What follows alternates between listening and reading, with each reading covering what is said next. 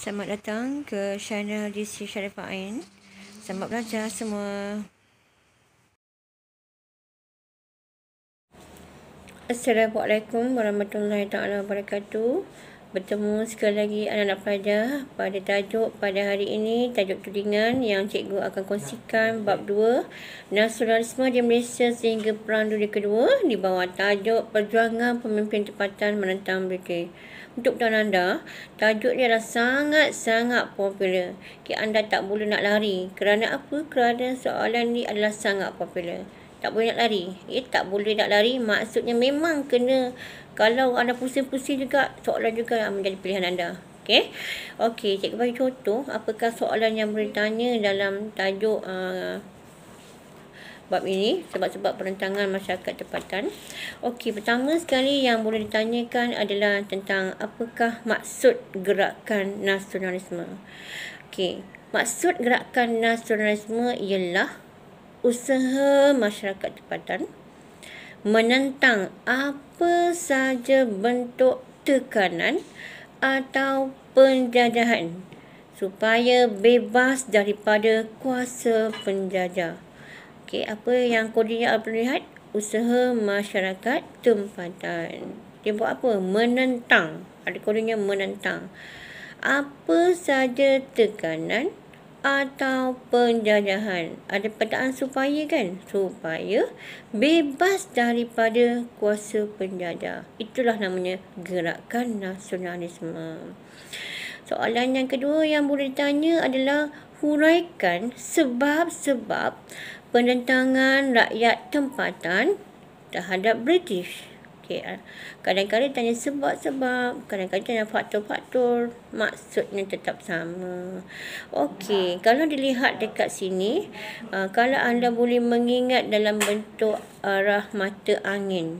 Arah mata angin kan ada arah utara, selatan, timur, barat. Anda boleh buat dan lakarkan di dalam kertas untuk mengingat. Sebab ada setengah-setengah pelajar ni, dia tak suka membaca. Dia suka dengar, ada suka melukis. Jadi itu adalah aktiviti masing-masing. Okey, koding yang pertama adalah pelaksanaan pentadbiran barat terhadap masyarakat tempatan. Koding ini adalah yang paling ingatlah pentadbiran. Pentadbiran apa? Barat. Okey, yang kedua yang mudah awak ingat, CT. Campur tangan British dalam adat resam tempatan. Apa dia?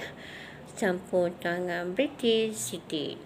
Yang ketiga, ingat perkataan H. H adalah untuk pembesar tempatan kehilangan kuasa dan pengaruh. Huruf H adalah untuk hilang. Yang keempat, sulit. Kesulitan penduduk tempatan. Yang kelima, dasar penaklukan British.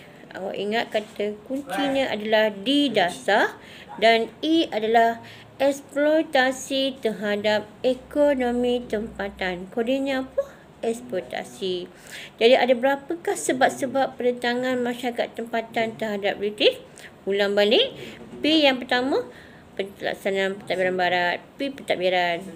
2, Siti campur tangan. 3, S hilang. 4, S sulit. 5, apa dia ni? B, dasar. Dasar apa? Dasar penaklukan. Dan yang E, eksploitasi. Ada berapa semua? Ada 6. 6 dulu yang perlu awak ingat dalam konsep tentang fakta-fakta sebab-sebab penentangan masyarakat tempatan terhadap British. Soalan yang lain kalau ditanya secara umum adalah ditanya tentang soalan kibat yang boleh diselitkan. Sama ada soalan esei ataupun soalan struktur. Tapi ini macam familiar kepada soalan esei. Soalannya, berdasarkan pengetahuan sejarah anda, mengapakah negara kita dijajah oleh kuasa barat? Mengapakah negara kita dijajah oleh kuasa barat? Kodenya apa? Mengapakah? Maka jawapan anda, negara kita dijajah oleh penjajah barat kerana kegemilangan empayar Melayu Melaka sebagai pusat pengumpulan hasil dagangan. Kata kuncinya kegemilangan. Rempah ratus daripada Kepulauan Melayu. Rempah ratus. Ketiga, kedudukan yang strategik. 4. Laluan perdagangan antara timur dan barat. Yang kelima, revolusi perindustrian di Eropah. 6. Memerlukan bahan-bahan mentah secara konsisten. 7. Wujudnya kawasan pasaran baru. 8. Tanah Melayu juga kaya dengan biji timah. 9. Sarawak dan Sabah kaya dengan kayu balak. 10. Kesuburan tanah untuk penanaman getah. Jadi ini adalah faktor mengapakah negara kita dijajah oleh penjajah barat berkait rapat dengan tajuk imperialisme. Seterusnya kita masuk kepada tajuk yang lebih spesifik, iaitu menghuraikan peristiwa-peristiwa penentangan pemimpin tempatan terhadap penjajah. Baiklah, sebagai contoh, cikgu terangkan kat sini, kita banyak tempat, okey? Banyak tempat, ada Naning, Sarawak, Sabah, Perak, Negeri Sembilan, Pahang, Kelantan dan Terengganu. Okey, pendekatan ini sebenarnya telah pun cikgu lakukan dalam inovasi cikgu menggunakan pendekatan Google My Maps. Tapi kat sini kita terangkan fakta saja, maka anda kena patutnya melihat pada peta. Okey, untuk pengetahuan yang hari ini anda tahu secara umum. Bila sebut Naning, kat mana? Negeri Sembilan. Okey, nama tokoh siapa? Don Said. Ingat kata kuncinya Ufti. Okey, Naning dipaksa menghantar 1/10 Ufti. Tidak bersetuju meletakkan Naning sebagai wilayah British. Naning. Dan yang ketiga, mendapatkan bantuan tentera daripada Yam Tuan, Ali Rembau dan Syed Saban. Okey, 3 kata kunci Don Said. Linggih, kata kuncinya James Brooke berusaha menguasai daerah pedalaman. Okey, pedalaman. Kedua, James Brooke telah menghalang pelayaran kaum Iban di Saribas. Menghalang. Itu untuk Linggih. Rentap, James Brooke telah menghapus kaum Iban di Sungai Sekerang. Hapus. Dan orang Iban telah dianggap sebagai lanun. Carib Masahur Datuk Patinggi Abdul Ghafur, kata kuncinya menolak penguasaan Brooke di Sungai Rajang. Mereka kehilangan kuasa memungut cukai. Mereka kehilangan kuasa ke atas penduduk tempatan. Kuasa. Seterusnya, Mat Saleh. Pihak syarikat SBUB tidak menghiraukan kedudukan Mat Saleh. SBUB menduduki kawasan Mat Saleh. SBUB melaksanakan sistem cukai kepala dan sirap perahu.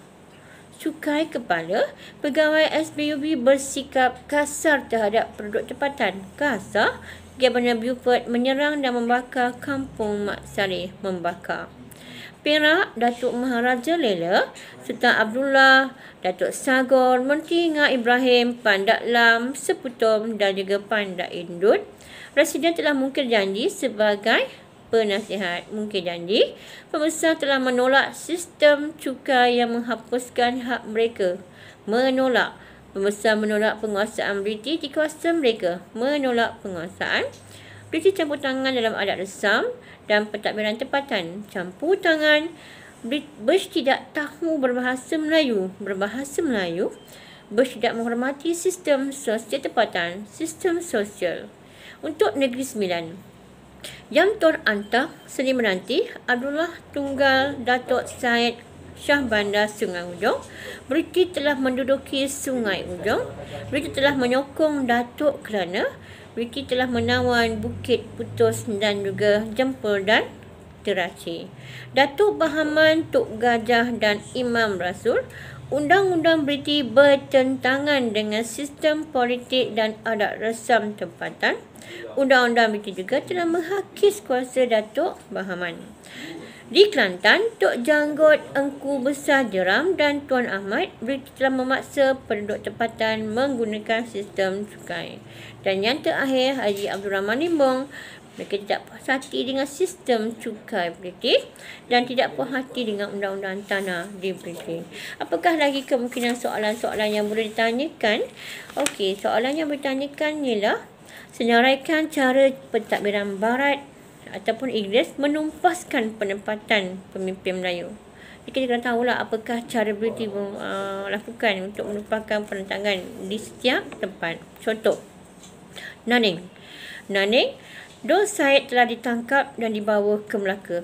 Lebih kepada kesan Sarawak, Carib Masahu telah diserahkan oleh Sultan Brunei kepada British di Singapura. Sarawak, Datuk Patinggi Abdul Ghafur ditangkap oleh Belanda dan diserahkan kepada James Brooke. Perak, Datuk Maharaja Lela Seputum Datuk Sagur dihukum gantung.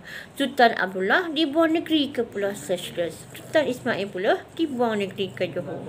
Di Negeri Sembilan, Datuk Syahbandar Abdullah Tunggal telah dipujuk untuk meletakkan jawatan dan berhijrah ke Singapura. Kelantan, mayat Tuan Janggut telah diarak ke seluruh pekan Kota Baru dan digantung di pasar. Dan di Terengganu, Haji Abdul Rahman Limbong ditangkap dan dibuang ke Mekah. Itu adalah cara lebih kepada kesan. Sekarang kita lihat pula faktor-faktor yang membangkitkan semangat orang Melayu untuk menghalau penjajah Barat.